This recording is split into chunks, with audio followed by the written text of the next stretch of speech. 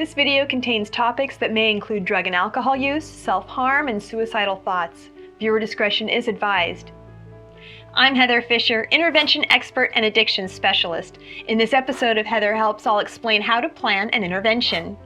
Addiction or mental illness has knocked someone you care about off track. There's a lot to consider to get back on track, so let's get started. First, secure a good health insurance policy that offers strong mental health and substance use disorder rehab benefits. Then determine the type of rehab needed. Legitimate rehabs are JCAHO or CARF accredited. Most rehabs are licensed for either mental health or substance. Very often, the addicted person has both, and very few rehabs are licensed for both, so ask how they're licensed. Next, determine the level of rehab needed.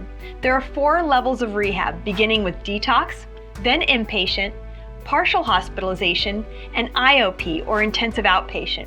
The rehabs that you interview will help you with this. Next, consider the location of the rehab. In some cases, out of the neighborhood is best. In other cases, it's better to stay local. Ask the rehabs you're considering about their treatment approach and ask for a schedule of groups and activities they'll be attending. Ask about rehab restrictions such as phone and computer restrictions and visitation policies. Medication compliance is required for admission, and program attendance and participation is also required in order to bill insurance. Consider any limitations that your addicted person may have, such as food restrictions, disabilities, language barriers, sexual fluidity issues, or legal limitations like probation. Ask about their drug testing policy. Most inpatient rehabs will run a blood test upon admission, UAs twice a week, and daily breathalyzers. Outpatient rehabs test too, just not as often. Consider the length of rehab needed. Is it a treat and release rehab or a step-down rehab? Treat and release rehab is a short stay, usually 10 to 28 days. It's helpful for rehab repeaters in need of a reset due to a relapse. First-time rehab and chronic relapsers are in need of much more, a slow 90-day step-down program. Most reputable rehabs also include a strong aftercare plan, a family program, and an alumni program. Some rehabs have their own transitional sober living homes, and many rehabs even offer scholarship programming for qualifying hardship cases.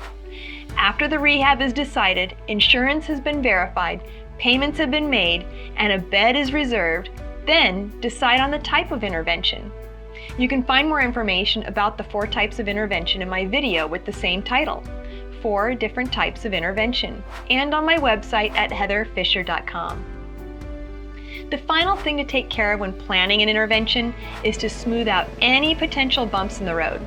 Eliminate any excuses the addicted person might use to avoid going to rehab. Make arrangements for their pets, their plants, and their projects. Pack a bag for them ahead of time.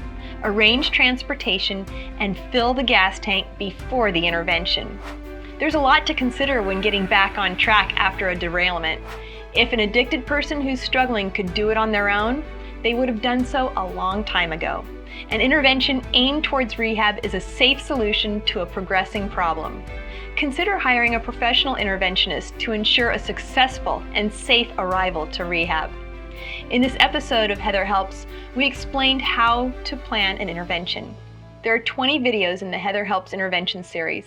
Some of the topics include how to hire an interventionist, professional intervention versus winging it, and what to expect at an intervention. You can also find more information about interventions on my website at heatherfisher.com. Thanks for watching this episode of Heather Helps, an affiliation of the Recovery Report and Heather Fisher Recovery Services, leading the way from rock bottom to rock solid.